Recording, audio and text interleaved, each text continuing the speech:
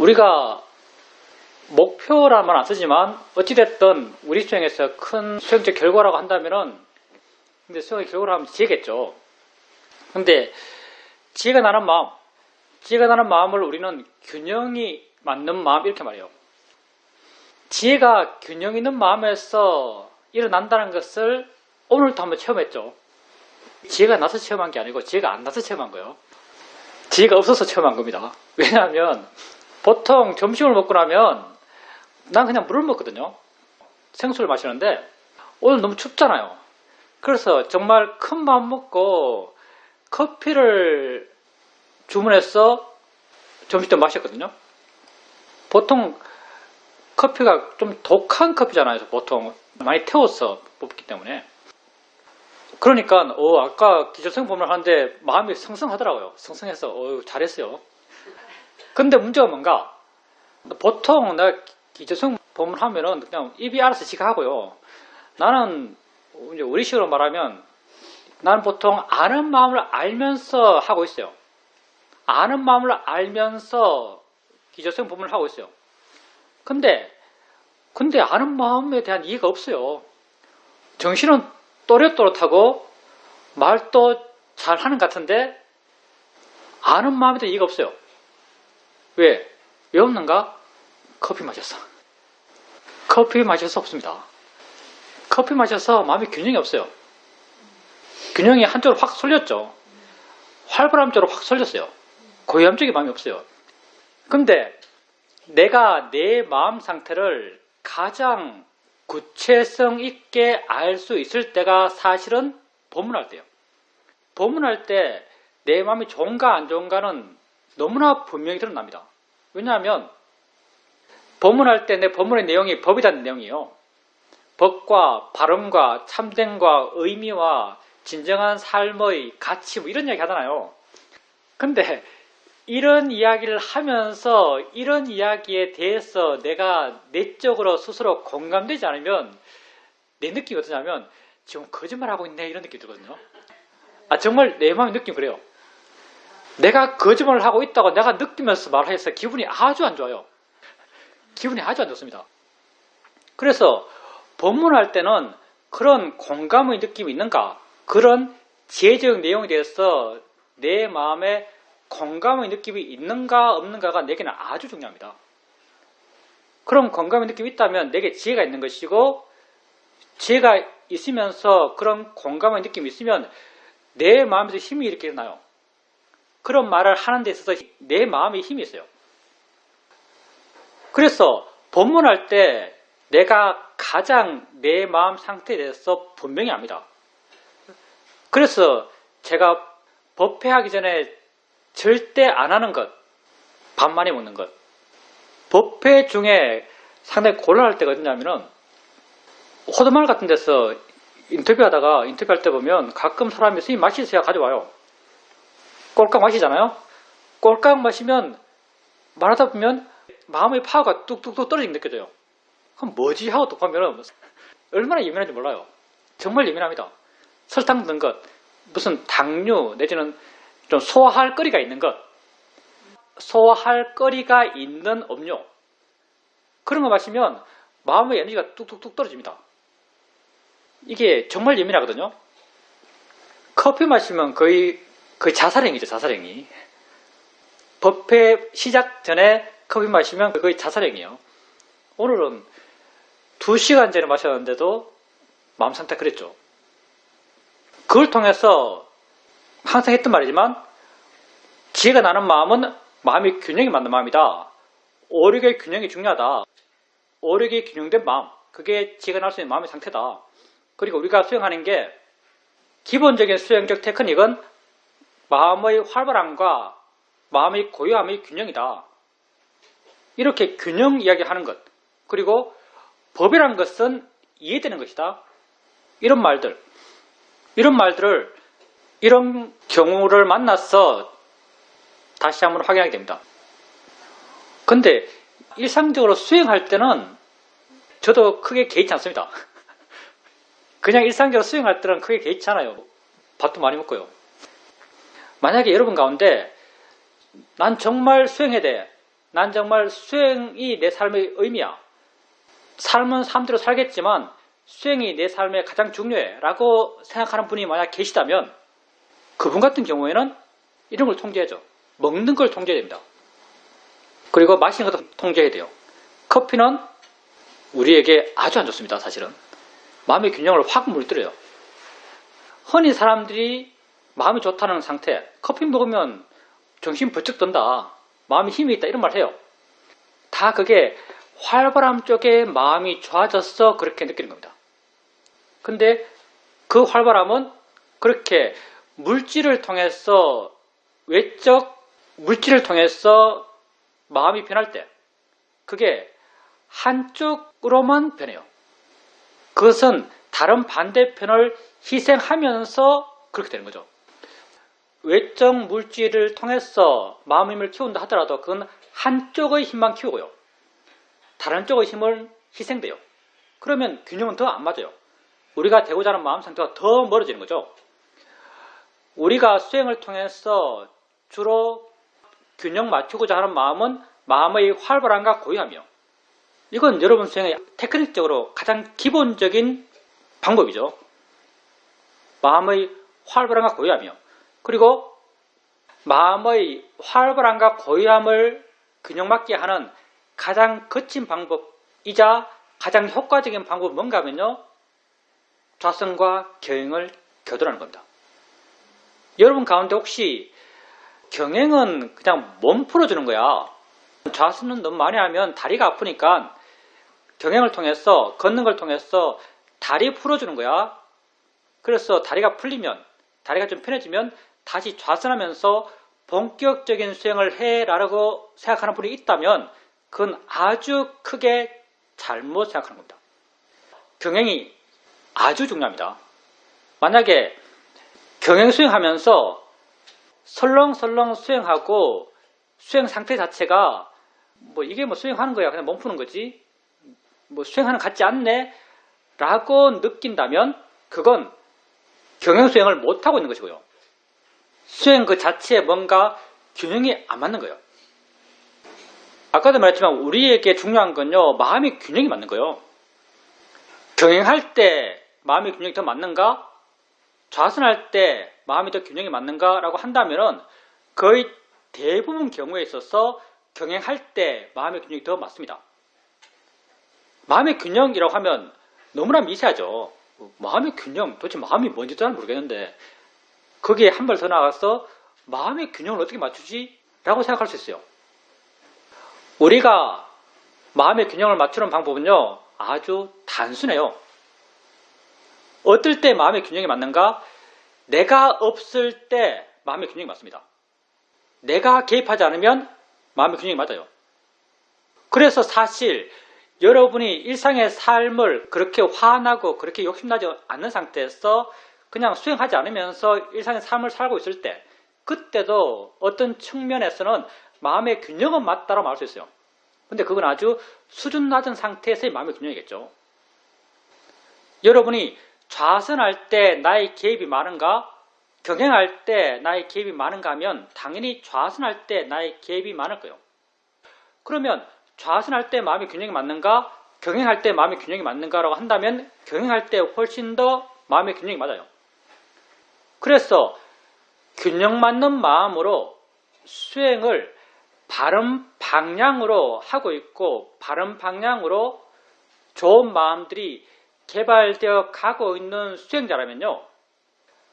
걸으면서 수행하면 수행이 아주 밀도 있다고 느낍니다. 설렁설렁 그냥 공회전 하듯이 수행한다고 느껴진다면 이건 수행을 못하는 것이고요. 그렇게 느껴진다면 자기 수행에 대해서 다시 한번 고민해 봐야 돼요. 바르게 수행한다면 경행하면서 수행하는 것이 아주 밀도 있게 느껴집니다. 아주 빡빡하고 진지하게 수행한다고 느껴져요. 경행 수행을 하고 있는데 스스로 느끼기에 수행이 잘 된다 이렇게 느껴진다면 그 사람은 정말 수행을 잘하기 때문이에요. 좌선 수행하면서 수행이 잘 된다, 수행을 잘하고 있다고 느낀다면 그게 진짜일 수도 있고 가짜일 수도 있습니다. 좌선은 가짜가 엄청 많아요. 왜냐하면 자기 스스로 자기 상태를 객관적으로 보기가 어렵거든요. 근데 경행을 하면서 내가 수행이 잘 되고 있다? 이렇게 느낀다면 그건 정말 수행을 잘하기 때문이에요. 그래서 내가 기초 수행 법문할 때 우리 수행에서 앉아서 하는 수행과 걸으면서 하는 수행의 수행적 비중이 50대 50이라는 건 정말 50대 50이어서 그렇게 말합니다. 아난존자가 부처님 돌아가실 때 아난존자가 수다원이었죠. 그리고 얼마 뒤에 아라한들이 칠력굴에 모여서 1차 결집을 하기로 했어요. 결집이라고 한다면은 제자들이 모여서 부처님 가르침을 함께 암송하고 그 내용이 부처님 말씀과 합당하다는 그런 인정을 해주는 그런 학술 모임 같은 거요. 거기 참가 조건이 아라한이에요. 아라한들만 모여서 참석하는 거예요. 근데 붓다의 언어적 가르침을 가장 많이 암기하고 있는 사람이 아란존자죠. 근데 아란존자는 수다원이에요.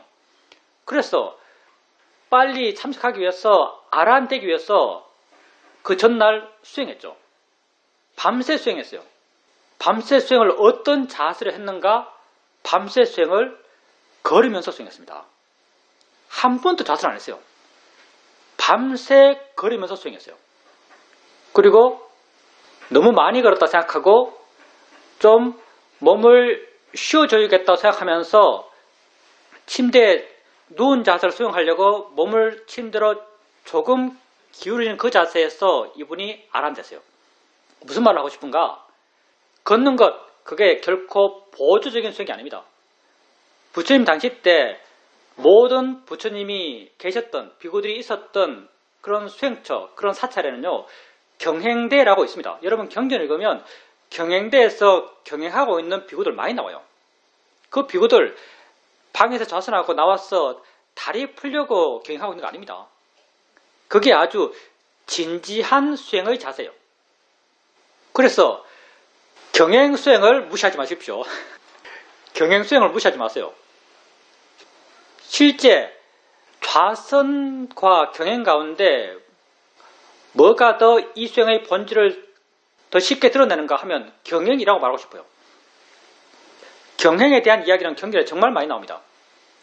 그래서 아까 균형이라고 말했는데 우리가 마음의 고요함과 마음의 활발함의 균형을 가장 주되게 주목하면서 수행 방법이 만들어져요. 가장 거친 것이 좌선과 경행을 교대로 하는 것. 이 가장 거친 거죠. 대충 이렇게 하면 마음치가 스스로 활발함과 고요함의 균형을 맞춰가요. 좌선하면서 고요한 힘이 커지고 경행하면서 활발한 힘이 커집니다. 그리고 좌선하면서 쉽게 마음이 둔해지고 멍해지고 마음이 쉽게 둔해지고 멍해지는 것, 이게 사마디 쪽의 힘이 커져서 그래요. 사마디라고 하는 것은 마음의 활동성을 떨어뜨리는 마음작용이죠. 그때 우리가 뭐가 일어나고 있지?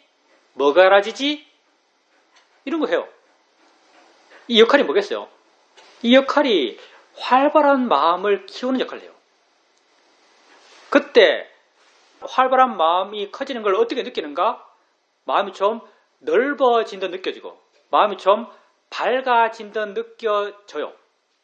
그걸 통해서 마음이 활발해진다고 합니다. 이게 다 하나같이 고요함과 활발함의 균형이에요. 뭐 조사해라, 이것도 마찬가지죠. 뭐 소리가 뭐지? 어떻게 들리지? 마음이 뭐야? 생각이 뭐지? 이런 조사 관찰을 왜 해라 그래요? 이것도 물론 지혜 쪽의 힘을 키우기 위해서인데 이것도 어떤 맥락에서는 마음의 지혜가 있으면 마음이 활발해지니까 이것도 활발함의 균형을 이루는 거예요. 그래서 여러분 수행에 나가면서 이런 고요함과 활발함은 여러분이 항상 신경 써야 될 수행의 부분이에요. 그리고 또 하나가 뭐냐면 이건 조종하기 힘든데 오력이 알아차림, 고요함, 지혜, 신심, 노력이잖아요. 그 중에 하나가 고요함과 활발함, 사마디와 노력이죠. 사마디와 위리야, 이 두 개고 또 남은 세 개가 뭐냐면 알아차림, 지혜, 신심이에요. 알아차림, 지혜, 신심. 알아차림은 상이 되는 마음이 없어요. 근데 지혜와 신심은 상이 됩니다. 지혜와 신심. 지혜와 신심은 수행에서 별로 강조가 안 됩니다. 사실은. 왜? 어떻게 수행적으로 그 균형을 맞출 수가 없어요. 그냥 바르게 수행하면 알아서 맞춰진다라고 우리는 보통 말해요. 근데 사람 가운데 지혜는 약하고 신심이 강한 사람들 있죠. 믿습니다란 신심파, 우리는 신심파라고 부르죠. 믿습니다란 신심파. 이 수행 이야기하다가요, 신심파를 만나면 내 마음에 절망감이 생깁니다. 말이 안 통한 절망감. 신심파는 정말 힘들어요. 신심파를 만나면 내 마음에 절망감이 생기는데, 그럼 신심파가 어떻게 그 신심파에서 벗어나는가? 사실은 방법이 없어요. 왜냐하면 그 타고난 마음의 성향이에요. 결국은 바르게 계속 수행하면 조금씩 마음의 성질이 바뀌면서 조금씩 그런, 사실 그 신심은 모아의 신심이거든요. 알아서 믿는 게 아니에요. 그냥 닥치고 믿는 거죠. 조금씩 알아서 믿는 바른 신심이 되어 나가기 때문에 실제 수행 과정에서 그때그때 조정할 수 없어요. 또 어떤 사람이냐면 신심 없는 지혜파. 이건 부른 이름이 없어요. 신심 없는 지혜파. 이 사람들을 만나면 당황스러워요. 너무 아는 게 많아. 다 아는 것처럼 이야기해요. 어떤 말을 해줘야 될지 당황스러워요. 이 사람들 만나면 당황스럽습니다. 이 사람들 만나면 약간 내 능력의 한계 같은 걸 좀 느끼죠. 이분들은 사실 사회적으로 굉장히 똑똑한 사람들이에요. 이분들은 말로 모든 걸 설명하려고 해요. 자기 체험이나 뭐 법이 뭔지, 뭐 수행이라는 게 뭔지, 왜 수행이 이렇게 하는 건지, 뭐 소리가 뭔지, 느낌이 뭔지, 생각이 뭔지, 마음이 뭔지, 이걸요, 뭐 아비담마 이론 갖고 와서, 경전 이론 갖고 와서, 내지는 일반적인 과학적 이론 갖고 와서, 자기 상식 갖고 와서 다 설명해요. 경험하면 그렇게 설명해서 이해해야만 직성이 풀려요. 그래서 그는 개인적으로 별로 궁금한 게 없어요. 그럼 개인적으로 자기 스스로는 거의 다 아는 것처럼 느껴요. 그러면 이런 사람은 왜 희망이 없는가? 이런 분은 왜 희망이 없을까요? 많이 아는데. 이런 분은 왜 희망이 없냐면요. 법에 대해 조사하는 마음. 택법각제 마음이죠. 법에 대해 조사하는 마음의 압력이 안 높아져요. 이게 무슨 말인가 하면 여러분이 수행할 때 어떻게 통찰자가 나는가? 어떻게 통찰자가 나냐면요. 수행에 나가요. 가볍게 알고 자유롭게 생각을 바꿔가면서 알아요. 점점 수행하는 마음이 좋아지면서 알아진 대상이 돼서 마음이 좀 멀어져요. 좀 객관적으로 반응해요. 그걸 자연의 이치로 대상을 보려고 그래요. 자연의 이치라는 발언견에 대상의 발언견을 통해서 더 마음은 물러나고 더 객관적이 돼요. 객관적으로 그 있음들을 계속 알아가요. 처음에는 그걸 관념적으로 알아가죠. 엉덩이 느낌으로, 손의 느낌으로, 딸 생각으로, 아들 생각으로 처음에 알아가요. 근데 조금씩 마음이 객관적이 되면서 그렇게 무수한 느낌들, 무수한 소리들, 무수한 생각들 알아가게 되면 그 개별적인 관념적 정의, 이게 엉덩이다, 이게 손이다, 이게 어깨다, 그게 아닌 느낀다란 공통된 특징, 그것들에 대해서 마음이 자연스럽게 주목해요. 그렇게 될 수밖에 없습니다. 그리고 이 소리 저 소리 계속 알아가다 보면 소리 있다는 모든 소리의 공통된 특성에 조금씩 마음을 주목해요. 나중에는 그걸 알아가요. 나중에는 새소리, 바람소리를 알아가는 게 아니고 소리 있다는 그 자체를 알아가요. 이렇게 소리 있음을 계속 알아가다 보면 자연스럽게 우리 마음에는요, 소리 이게 뭐지? 라는 궁금증이 생깁니다. 소리 이게 뭐지? 있다는 게 뭐지? 이런 있음에 대한, 내가 지금 알아채면 하고 있는 대상에 대한 궁금증이 생겨나요. 이게 법에 대해 조사하는 마음이죠. 근데 이 궁금증이 답이 있는가? 답이 없어요. 궁금증이 답이 없어요. 왜? 답을 낼 수 있는 대상이 아니거든요. 언어적으로 설명될 수 있는 대상이 아니에요. 뭐지? 다 이게 내 현지에 대한 관심이고요. 내 현재에 대한 의심이고요. 나아가서 내 존재에 대해서 갖는 관심이요. 이런 궁금한 마음을 갖고 또 수행해 나가요. 난 단지 수행해요. 느낌 알고, 소리 알고, 생각 알고. 근데 그 궁금해하는 마음은 지가 알아서 마음 안에서 지 할 일을 하면서 궁금해하고 있어요. 그게 의식 표면에 안 나타나요. 그렇지만 마음은 뭔가 답을 구하고 있어요. 답을 구하려는 마음이 있어요. 근데 난 단지 느낌 알고, 소리 알고, 생각 알고, 현재를 계속 알아가요. 그 알아가는 대상이 어떤 대상이에요? 궁금해하는 마음이 궁금해하는 대상이에요. 그렇죠? 궁금해하는 마음이 법에 대해 조사하는 마음이 이해하고 싶어하는 그 대상이죠. 느낌 있음, 소리 있음, 생각 있음. 근데 마음 한구석에서는 이 물음표가 있는 거예요. 이렇게 법에 대해 조사하는 마음이 있어요. 그렇게 해 나가다가 어느 순간 다른 마음의 조건들, 알아차림, 고요함, 지혜, 진심, 노력들 이런 마음의 조건이 아주 좋고 이런 마음이 아주 힘있고 이런 마음이 아주 균형졌을 때 어느 순간 문 연다고 문고리를 잡는 순간 그 물음표의 에너지, 물음표를 갖고 있는 이 마음의 에너지가 순간 확 터져요. 그러면서 이게 뭐구나, 그 주제는 여러 가지 있겠죠. 현재가 뭐구나, 내지는 뭐 느낌 있다는 게 뭐구나, 존재가 뭐구나, 이런 답이 확 나와요. 압력이 계속 강해지면서, 이 물음표의 압력이 계속 강해지면서 어느 순간 이 답이 확 나와요. 그러면서 뭐다라고 답이 나오고 그 내가 낸 답에 대해서 내 스스로 이건 100점짜리야. 이건 완벽한 암이야. 여기에는 한 톨의 의심도 없어라는 자기 확인돼요. 이걸 뭐 아마 기존 불교에서는 반주의지 이런 말 쓸 겁니다. 그 지혜의 확실함에 대한 내 스스로의 내적 확인, 내 스스로의 내적 확인하는 마음이 생겨나요. 이렇게 통찰이 생기거든요. 그럼 지혜파는 왜 거기에 머물러서는 희망이 없는가? 지혜파는요, 이 압력을 계속 빼요. 기운을 계속 뺍니다. 느낌 뭐지? 아, 느낌이란 건 이게 무슨 원소끼리 서로 부딪혀가지고 물리적으로 압력이 생기고 이 압력을 아는 신경계가 있어서 그게 느낌으로 느끼는 거야. 뭐 이런 식으로 하는 거예요, 이 사람들은. 이분들은 계속 이런 압력을 빼요. 그래서 압이 안 차요. 이 물음표에 압이 안 차는 거예요. 이런 입장에서 우리 사회도 정말 그 신이죠. 우리 사회도 멋있는 편이 있습니다. 물은 100도에서 끓는다. 99도에서 물이 끓지 않는다. 이 말 쓰죠. 이게 이 상태 표현이죠. 물은 100도에서 끓는다. 99도에서는 물이 끓지 않는다. 그러니 이 지혜파들은 온도가 좀 올라가려 하면 뭐 김 빼고 온도가 올라가려 그러면 김 빼고 해서 항상 김이 빠져요. 그래서 100도가 안 되는 거죠.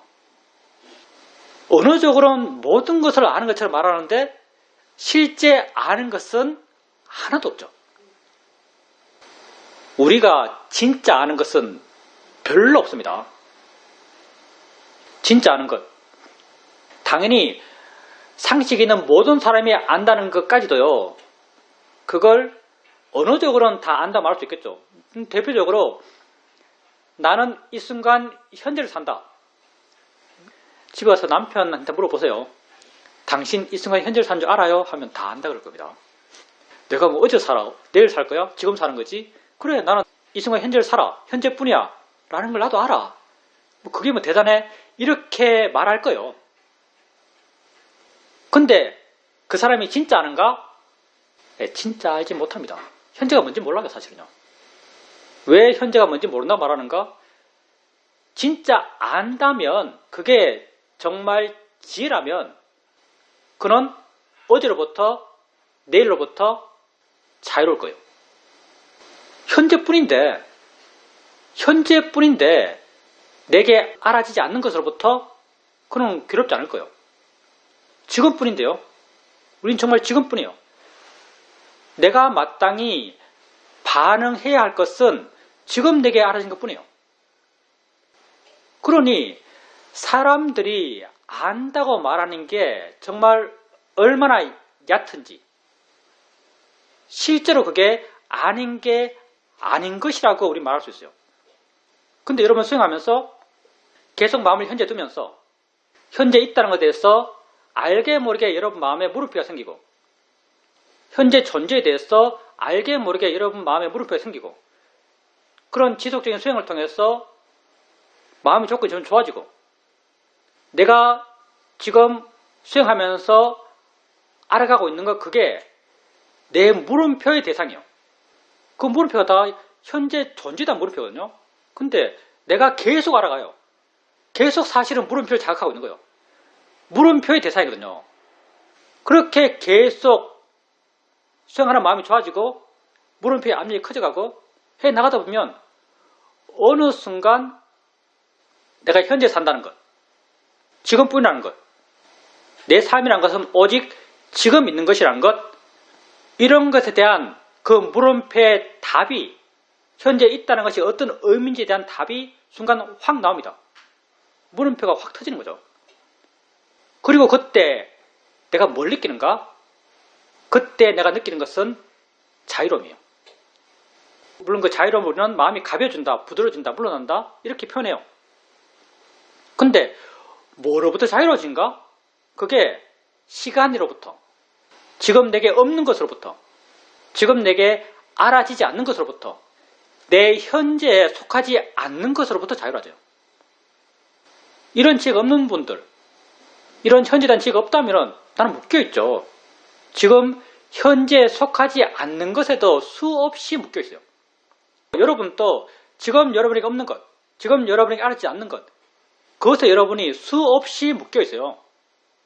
근데 어느 순간 이런 일이 생기면서 여러분은 여러분의 현재에 속하지 않는 것, 다르게 표현하면 내 알머의 영역에 없는 것, 내 알머의 영역에 없는 것으로부터 무한히 자유로워지는 그런 자유로움을 느낍니다. 그게 현재에 대한 자유로움이죠.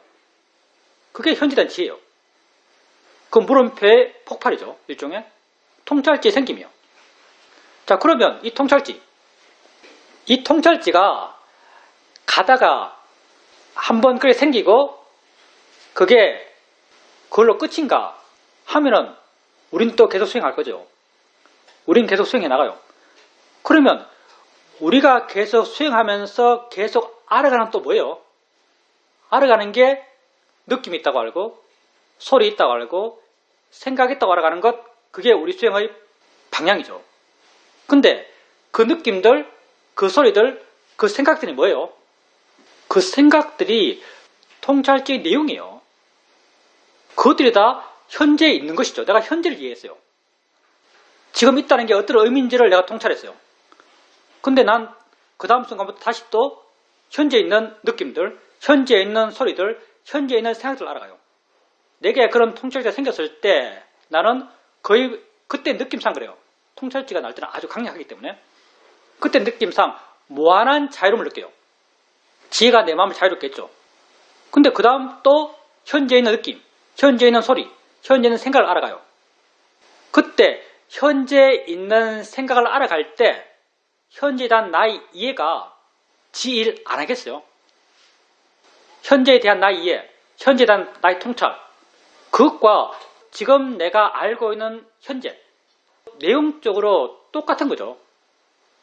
그러니 나는 현재에 있는 느낌을 알면서 내가 통찰했던 현재에 대한 통찰의 마음이 지 할 일을 자연스럽게 하고 할 일 하지 않아도 내가 현재에 있는 소리를 알면서 현재에 대한 통찰한 지의 마음이 지 할 일 스스로 하고 현재에 있는 생각을 알면서 현재에 대한 통찰했던 그런 지의 마음이 지 할 일을 스스로 해요. 그러니 지속적으로 나를 자유롭게 했던 이런 지혜는 점점점 커져갑니다. 왜?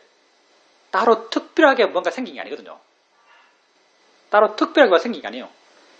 다 내 삶의 내용들이에요. 지금 하고 있는 것도 똑같아요. 그러니 내 지혜가 계속 커져갈 수밖에 없습니다. 어찌되었든 수행에서 마음의 균형은 중요합니다. 여러분이 수행 과정에서 여러분이 주로 신경 써야 하는 것은 마음의 활발함과 마음의 고요함이요. 마음을 활발하게 하는 가장 쉬운 방법은 걷는 겁니다. 걸으면서 수행이 잘 된다라고 스스로 느낀다면 그건 정말 수행을 잘하기 때문이에요.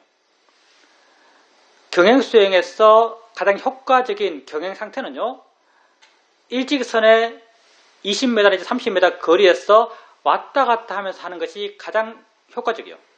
그리고 만약 경행하며 수행하는데 수행의 밀도가 낮다, 그냥 설렁설렁 한다, 헛바퀴 도는 것 같다, 이게 수행하는 거 맞나, 빨리 다리 풀고 빨리 자선해야겠다, 이렇게 느낀다면 좀 심각한 겁니다. 이렇게 느낀다면 경행에 대한 생각을 바꾸세요. 경행수행이 정말 중요하다고 아세요. 이렇게 느낀다면 정말 경행을 많이 해야 할 사람이에요. 경행을 많이 해야 할 수행자입니다. 그리고 또 하나의 균형이 신심과 지혜의 균형인데, 뭐 신심은 도저히 어떻게 할 수 없어요. 그래서 절망감을 느낍니다. 이 신심은 거의 타고난 거라서 신심은 어떻게 할 수가 없어요. 지혜 부분에서 지혜는 약간의 개선의 여지가 있습니다. 지혜는 너무 사유적으로 해결하지 마세요. 그게 결코 좋지 않습니다. 답이 나온다 해도 별로 만족감도 못 줘요. 이렇게 고요함과 활발함, 지혜와 신심의 균형, 이런 균형을 맞춰가는 것, 이게 우리 수행의 길인데, 수행을 꾸준하게 나간다면 어떻게 이런 균형을 맞추는가? 아까도 말씀드렸지만 아무것도 하지 않을 수 있음으로써 이 균형을 맞춥니다. 하려고 그러면 절대 못 맞춰요. 마음의 균형을 어떻게 맞춰요? 우리는 내가 하려고 그러면 오직 하나만 할 수 있어요. 5가지를 다 맞춰야 되는데요. 5가지를 어떻게 맞추는가? 아무것도 하지 않아도 되는 상태가 됨으로써 맞춰집니다. 그게 내가 줄어드는 거죠. 수행의 과정이 내가 줄어드는 과정이라고 말하는 게 이런 이유죠. 내가 하지 않아도 수행이 된다면 그건 균형이 맞는 거예요. 그래서 좌선보단 경행이 훨씬 균형이 맞는 것이고요. 산책하면서 수행에 별로 신경 안 쓰지만 수행될 때, 그때가 훨씬 균형이 맞는 때예요. 그렇게 수행을 해 가십시오. 수행은 거의 종합 예술입니다. 하나가 빠지면 안 돼요, 정말. 모든 게 완벽해야 됩니다. 근데 그 완벽을 내가 해서는 절대 그 완벽함을 맞출 수 없어요. 내가 없을 때 그 완벽함이 만들어져요. 이것도 일종의 아이러니죠. 내가 없을 때 그 완벽함이 만들어집니다.